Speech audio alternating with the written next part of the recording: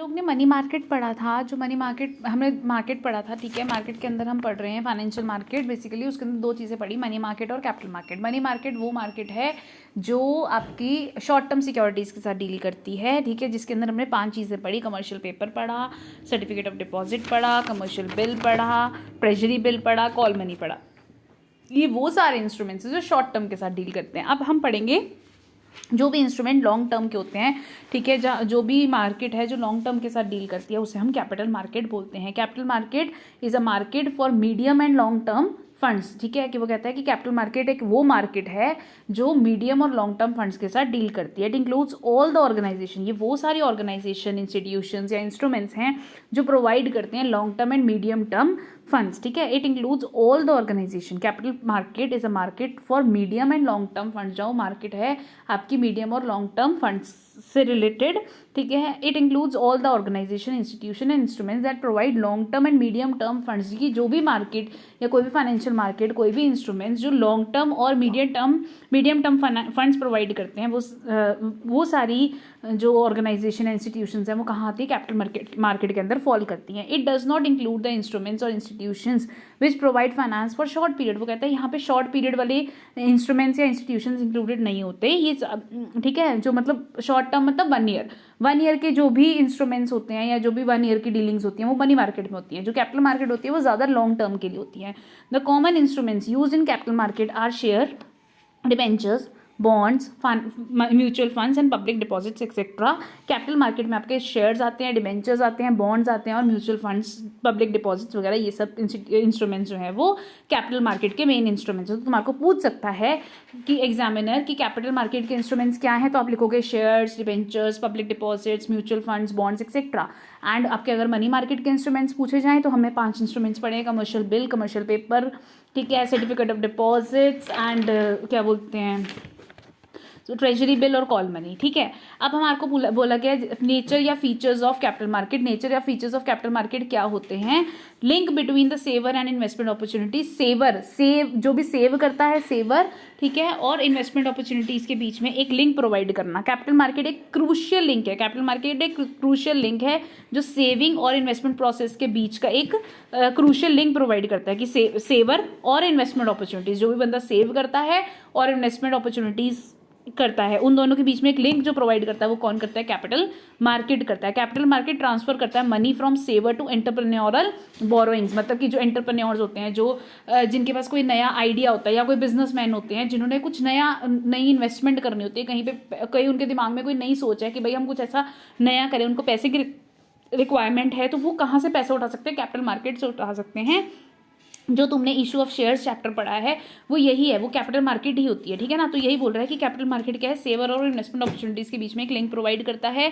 Deals in long term investment में deal करता है। ये 1 साल से कम की सिक्योरिटीज में डील नहीं करते इसके अंदर, ये 1 ईयर से ज़्यादा की सिक्योरिटीज में इसमें डील करा जाता है।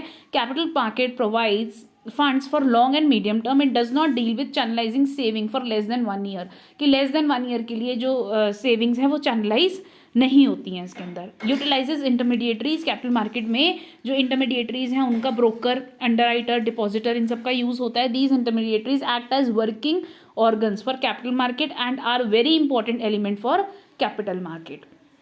अगला क्या है? Determinant of capital formation. अब हमारी इससे अगला क्या है? हमारा कैपिटल फॉर्मेशन भी का determinant. The activities of capital market determine the rate of capital formation in the economy. Capital market जो है हमारे को ऑफर करती है अट्रैक्टिव अपॉर्चुनिटीज, अच्छी अपॉर्चुनिटीज ऑफर करती है to those who have surplus fund so that they invest more and more in capital market and are encouraged to save more for profitable opportunities। मतलब डिटर्मिनेंट ऑफ कैपिटल फॉर्मेशन क्या कहता है? The activities of capital market, वो हमारे को determine करता है कि भाई कैपिटल फॉर्मेशन मतलब इसके अंदर हम अपनी कैपिटल को फॉर्म कर सकते हैं और पैसा बढ़ा सकते हैं। कैपिटल मार्केट जो है अट्रैक्टिव अपॉर्चुनिटीज देता है कि भाई लोग जो हैं जिनके पास सरप्लस फंड है, जिनके पास ज़्यादा पैसा है, वो इन्वेस्ट करें ज़्यादा से ज़्यादा कैपिटल मार्केट में और उनकी सेविंग्स को इनकरेज करा जाता है सो दैट कि वो अपनी सेविंग्स को प्रॉफिटेबल अपॉर्चुनिटीज में कन्वर्ट कर पाए। अगला है government rules and regulation. The capital market operates freely but the guidance of government policies. These markets function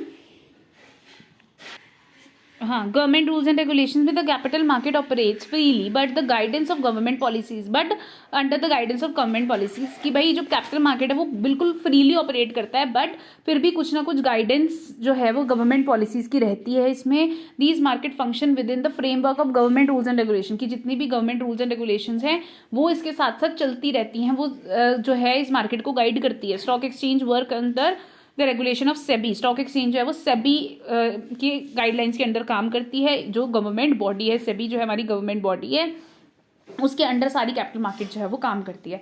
N ideal capital market is one, एक अच्छी कैपिटल मार्केट वो है जब where finance is available at reasonable cost, जिसमें पैसा जो है वो रीजनेबल कॉस्ट पे अवेलेबल हो। ठीक है, जो आपने पीछे अपना फाइनेंशियल मैनेजमेंट चैप्टर पढ़ा उसके अंदर फाइनेंसिंग डिसीजन पढ़ा था, उसमें पढ़ा था हमने कि फाइनेंसिंग डिसीजन के अंदर हम पैसा जो है वो शेयर से उठा सकते हैं, डिबेंचर से उठा सकते हैं ना, तो उसमें भी हमने चीज़ पढ़ी थी कि अवेलेबल रीजनेबल कॉस्ट पे, फ्लोटेशन कॉस्ट कम लगे। तो वो यही बोल रहे हैं कि एक अच्छी कैपिटल मार्केट वो है जहाँ पर रीजनेबल कॉस्ट कम लगे, अवेलेबल मार्केट फाइनेंस जो है वो रीजनेबल कॉस्ट पे हो, इकोनॉमिक ग्रोथ हो। ठीक है, market operations are free, fair, competitive and transparent, वो जहाँ पर मार्केट सारे मार्केट ऑपरेशन जो है वो फ्री हो, फेयर हो, मतलब बिल्कुल सही हो, कॉम्पिटिटिव मार्केट हो और ट्रांसपेरेंट हो, मतलब ये नहीं हो कि धोखाधड़ी हो।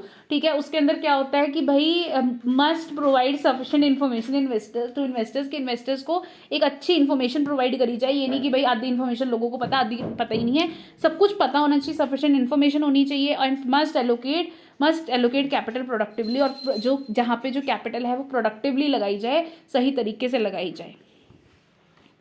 अब जो हमारी दो तरीके की कैपिटल मार्केट होती है, प्राइमरी मार्केट और सेकेंडरी मार्केट। ठीक है, प्राइमरी मार्केट क्या होती है, बेसिकली कुछ डिफरेंस नहीं है ज़्यादा इसके अंदर। प्राइमरी मार्केट मतलब जहाँ पर पहली बार शेयर इशू होते हैं उसे न्यू इशू मार्केट या प्राइमरी मार्केट बोलते हैं, और सेकेंडरी मार्केट जहाँ पे बाद में उसकी डीलिंग्स होती हैं जिस मार्केट के अंदर शेयर्स की, उसको हम सेकेंडरी मार्केट बोलते हैं। प्राइमरी मार्केट को हम न्यू इशू मार्केट बोलते हैं, जिसके अंदर आपकी पहली बार सिक्योरिटीज़ न्यू इशू होता है, सिक्योरिटीज़ का न्यू सिक्योरिटीज़ का इशू होता है, उसको बोलते हैं न्यू इशू मार्केट या फिर primary market. As in this market securities are sold for the first time, इस मार्केट के अंदर सिक्योरिटी सबसे पहली बार बेची जाती है। New securities are issued from the company, नई न्यू सिक्योरिटीज जो है वो कंपनी से इशू करी जाती हैं। Primary capital market directly contributes in capital formation, जो प्राइमरी कैपिटल मार्केट है वो डायरेक्टली कॉन्ट्रीब्यूट करती है कैपिटल फॉर्मेशन में, because in primary market company goes directly to the investor के पास जाती है डायरेक्टली, और एंड यूटिलाइजेज, और उनके फंड्स लेकर इन्वेस्टमेंट करती है बिल्डिंग में, प्लांट मशीनरी में। The primary market does not include finance in the form of loan from the financial institution, because when loan is issued from financial institution it implies converting private capital into public capital, and this process of converting private capital into public capital is called going public। वो कहता है कि भाई जो आपकी primary market होती है या न्यू इशू मार्केट होती है, वो बेसिकली क्या होता है कि कंपनी अपने IPOs लगाती है, या सबसे पहली बार जब अपने जो शेयर है वो इशू करती है मार्केट के अंदर, उसको हम बोलते हैं क्या बोलते हैं, न्यू इशू मार्केट या प्राइमरी मार्केट। ठीक है, primary capital market directly contributes in capital formation, primary capital market जो है वो डायरेक्टली कैपिटल फॉर्मेशन में जो है वो कंट्रीब्यूट करती है, because in primary market company goes directly to investors, कि प्राइमरी मार्केट के अंदर कंपनी जो है वो डायरेक्टली इन्वेस्टर के पास जाती है, एंड यूटिलाइजेज दिस फंड, और अपने फंड्स को यूटिलाइज करती है for investment in building, plants, machinery etcetera. The primary market does not include finance in the form of loan, जो प्राइमरी मार्केट है वो इंक्लूड नहीं करती कि भाई अगर कोई लोन लेना पब्लिक से, ये सब इंक्लूड नहीं होता, कोई भी फाइनेंशियल इंस्टीट्यूशन से लोन लेना इंक्लूडेड नहीं होता इसके अंदर, बिकॉज अगर वो ऐसे लोन लेती है तो हम उसको बोलते हैं कि वो अपना प्राइवेट कैपिटल जो है वो पब्लिक कैपिटल में कन्वर्ट कर रही है, उसको बोलते हैं गोइंग पब्लिक। इसको अंडरलाइन कर लो, ये पता होना चाहिए कि गोइंग पब्लिक क्या होता है, process of converting private capital into public capital, उसको हम गोइंग पब्लिक बोलते हैं। The common securities issued in primary market, primary market में जो भी सिक्योरिटीज़ इशू होती हैं, डील करी जाती हैं, उनको वो क्या हैं, कौन कौन सी, equity share, debenture, bond, preference share and other innovative securities. अगला क्या दिया हुआ है, method of flotation of securities in primary market, primary market में कौन कौन सी इसके मेथड्स दिए हुए हैं कि फ्लोटेशन के क्या क्या मेथड हैं।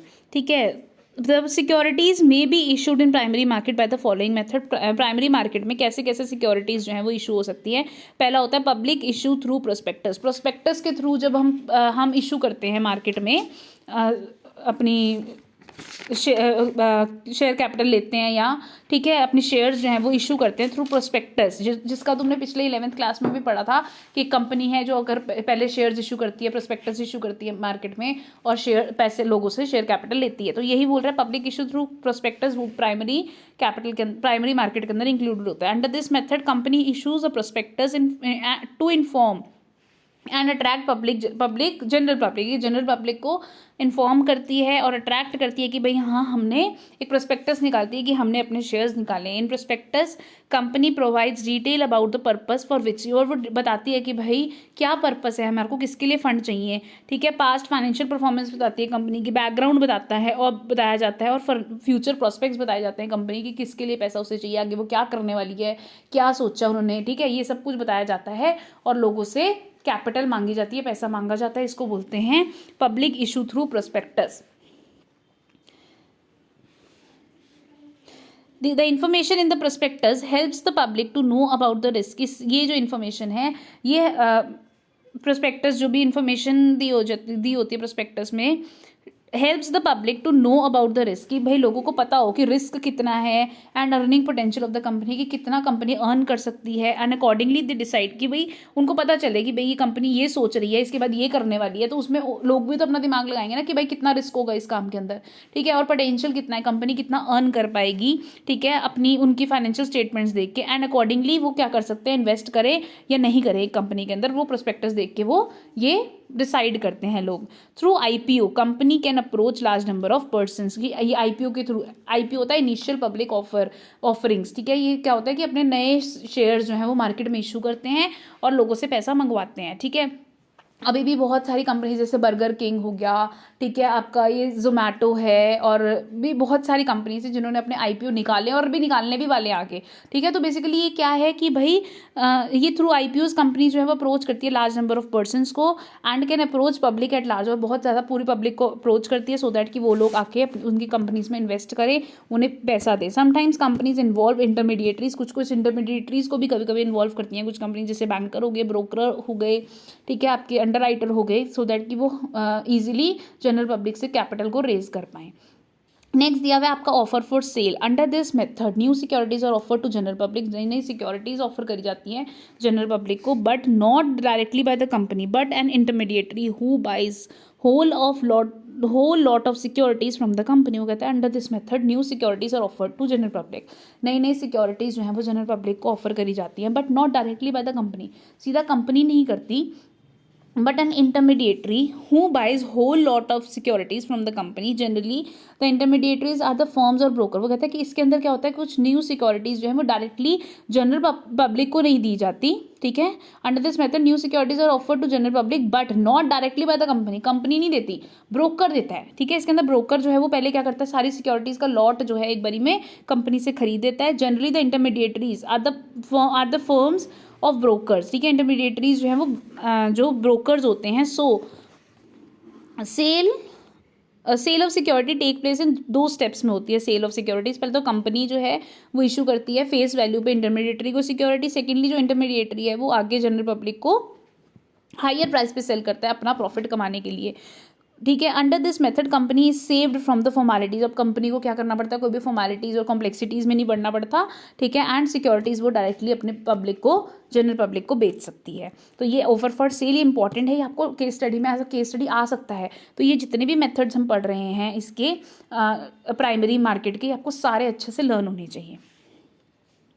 नेक्स्ट दिया वो private placement. Under this method the securities are sold by the company. इस मेथड के अंदर होता है कि सिक्योरिटीज जो है वो company are sold by the company to an intermediary intermediary at a fix price. वो कहता है अंडर दिस मेथड जो प्राइवेट प्लेसमेंट है इसके अंदर क्या होता है, securities are sold by the company to an intermediary at a fixed price, and in the second step intermediaries sell their securities not to general public but to selected clients at the higher price। वो कहता है कि जैसे पहले वाले में था हमारा आपका ऑफर फॉर सेल के अंदर, उसमें भी यही होता था, इंटरमीडिएटरी को सेल कर दी जाती थी पहले कंपनी जो है वो इंटरमीडिएटरी को सेल कर देती थी, फिर वो आगे जनरल पब्लिक को सेल करती थी। बट इसमें क्या होता है आपका प्राइवेट प्लेसमेंट के अंदर कि कंपनी जो है वो पहले इंटरमीडिएटरी को सेल करती है सिक्योरिटी, फिर इंटरमीडिएटरी क्या करती है आगे अपने कुछ सिलेक्टेड क्लाइंट्स को हायर प्राइस पे बेचती हैं, ठीक है। The issuing company issues prospectus to give detail about its objective. जो अब उसके बाद वो प्रोस्पेक्टस इशू होता है, जैसे प्रोस्पेक्टस इशू हम ऑलरेडी करती है कंपनी, इसमें भी वैसे ही करती है, अपने ऑब्जेक्टिव बताती है, फ्यूचर प्रोस्पेक्ट्स बताती हैं, so that the reputed clients जो हैं वो प्रेफर करें securities from the intermediary under this method. The intermediary किसको इशू करते हैं? यूटीआई को, एलआईसी को। ठीक है, यूटीआई क्या होता है? Union trust of trust insurance of India. ठीक है, उसके बाद क्या है? एलआईसी आपका life insurance corporation, general insurance, ये सब जो है इन सबको ये कंपनीज जो हैं वो सेल करती हैं अपनी securities. The private placement method is a cost saving method है ये। As companies save from the expenses of underwriting, fees नहीं देनी पड़ती, मैनेजर की फीस नहीं देनी पड़ती, एजेंट कमीशन ये सब नहीं देना पड़ता, listing of companies name in stock exchange ये सब कराने की जरूरत नहीं पड़ती। Small and new companies prefer private placement as they can not afford to raise from public issue. की जो छोटी छोटी कंपनीज होती हैं या कोई नई कंपनी होती है वो डायरेक्टली मार्केट से नहीं उठा सकती पैसा, इतना पैसा नहीं होता उनके पास, इसलिए वो ये वाला मेथड जो है वो प्राइवेट प्लेसमेंट का यूज़ करती है।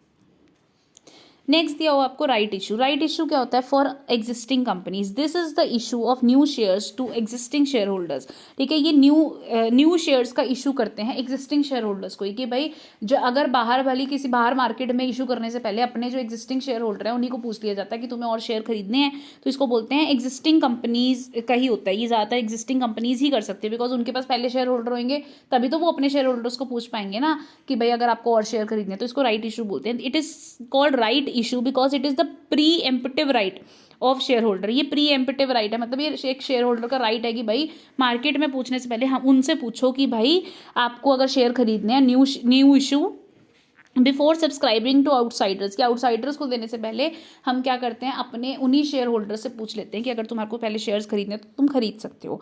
Each share holder has the right, हर एक शेयर होल्डर के पास राइट होता है कि वो सब्सक्राइब करे न्यू शेयर को in the proportion of shares he already holds, की वो हर शेयर होल्डर के पास राइट होता है कि वो सब्सक्राइब करे नए शेयर्स को in the proportion of shares he already holds. A right issue is mandatory for companies under companies act 1956। वो कहता है कि राइट इशू जो है वो हर कंपनी के लिए मैंडेटरी होता है। ये किस में लिखा हुआ है? अंडर कंपनीज एक्ट 1956 में लिखा हुआ है। अब आपको इतना पता होना चाहिए कि पहले कंपनीज एक्ट 1956 हुआ, उसके बाद अमेंडमेंट हुई कंपनीज एक्ट के अंदर, वो कब आया? अगला कंपनीज एक्ट 2013 में आया। ठीक है, जिसके अकॉर्डिंगली आपकी नई बैलेंस शीट बनती है, जो वर्टिकल बैलेंस शीट बनती है। The company stock exchange does not allow the existing companies to go for a new issue without giving preemptive rights to its existing share holder. वो कहता है कि जो स्टॉक एक्सचेंज है वो कहता है कि अपने एग्जिस्टिंग कंपनी को कभी भी ऐसे न्यू इशू नहीं करने देती। वो पहले बोलती है कि पहले अपने शेयर होल्डर से पूछो। एक प्री एम्पटिव राइट है ये। प्री एम्पटिव राइट का मतलब कि उनका पहला हक बनता है उन शेयर्स के ऊपर कि अगर वो खरीदना चाहते हैं तो वो खरीद सकते हैं, बाकी के शेयर होल्डर्स को नहीं, कि सो दैट कि वो अपना कंट्रोल ना लूज करें अपनी कंपनी पे। ठीक है, if the new shareholder is directly issued to new subscriber, then the equity shareholder may lose their share in capital and control of the company. That is it would water their equity, कि उनसे उनका क्या हो सकता है? Control dilute हो सकता है। ठीक है, हमने पहले भी पढ़ा है ये आपके फर्स्ट जो ये फाइनेंशियल मैनेजमेंट वाला चैप्टर, जिसके अंदर हम फाइनेंसिंग डिसीजन के फैक्टर अफेक्टिंग पढ़ते थे, तो मैंने तुम्हारे को एक पॉइंट पढ़ाया था उसमें, कंट्रोल कंसिडरेशन, कि अगर कोई एग्जिस्टिंग शेयर होल्डर हैं वो चाहते हैं कि भाई हमें कंट्रोल अपना डाइल्यूट नहीं करना, ठीक है, वाटर नहीं करना। वाटर का मतलब कि भाई बहाना नहीं है अपने अपना कंट्रोल, तो वो क्या करते हैं, वो मना भी कर सकते हैं कि हमें और शेयर्स इशू नहीं करने हैं। तो इसीलिए ये बोला है कि भाई कंपनीज को क्या करना पड़ता है, पहले राइट इशू देना पड़ता है कि भाई एग्जिस्टिंग कंपनीज के अगर एग्जिस्टिंग शेयर होल्डर खुद से खरीदना चाहें तो वो खरीद सकते हैं। ठीक है, to stop this the preemptive या right issue is compulsory for existing company के लिए ये कंपल्सरी कर दिया गया है कि भाई एग्जिस्टिंग शेयर होल्डर का कंट्रोल को आप डाइल्यूट करने से पहले उनसे ज़रूर पूछो कि अगर वो कोई खरीदना चाहते हैं तो वो खरीद सकते हैं। अगला है EIPOs मतलब electronic initial public offer. It is the new method of issuing securities. नया मेथड है ये सिक्योरिटीज़ को इशू करने का through online system of exchange. Online system of exchange से ये इशू करा जाता है। In this company has to appoint registered brokers. यहाँ पे ये रजिस्टर्ड ब्रोकर्स के पास जाती हैं for the purpose of accepting application and placing order, कि भाई जो आपके रजिस्टर्ड ब्रोकर्स हैं उनके पास जाती हैं कि भाई आप एप्लीकेशंस को एक्सेप्ट कराओ और ऑर्डर्स प्लेस कराने के लिए the company issuing security has to apply for the listing of its securities. अपनी सिक्योरिटीज़ को पहले लिस्ट कराना पड़ता है on the exchange. Other than the exchange it has offered its securities earlier. ठीक है, कि आप किसी और एक्सचेंज पे उनको अपनी सिक्योरिटीज़ को लिस्ट कराना पड़ता है। The manager coordinates the activities through various intermediaries connected with the issues, और इशू के साथ जितनी भी ये जो इशू करना है उनको सिक्योरिटीज़, उनके साथ जितनी भी ऐसे मैनेजर और जितने भी मतलब उसको कोऑर्डिनेट करना पड़ता है उन सारे इंटरमीडिएटरीज के साथ, सो दैट कि वो अपना आईपीओ निकाल सके सही से। ठीक है, कि इलेक्ट्रॉनिक आईपीओ या ई आईपीओ क्या कहता है कि ये नया मेथड है जिसमें सिक्योरिटीज़ को ऑनलाइन सिस्टम के थ्रू एक स्टॉक एक्सचेंज में पहले लिस्ट कराया जाता है, किसी और एक स्टॉक एक्सचेंज में जिसमें ऑलरेडी रजिस्टर्ड है वो नहीं, किसी और स्टॉक एक्सचेंज में लिस्ट कराया जाता है और फिर बेचा जाता है अपनी सिक्योरिटीज़ को। और इंटरमीडिएटरीज से जो मैनेजर है वो पूरी एक्टिविटीज़ कोऑर्डिनेट करता है सो दैट कि वो सिक्योरिटीज़ अपनी इशू कर पाए।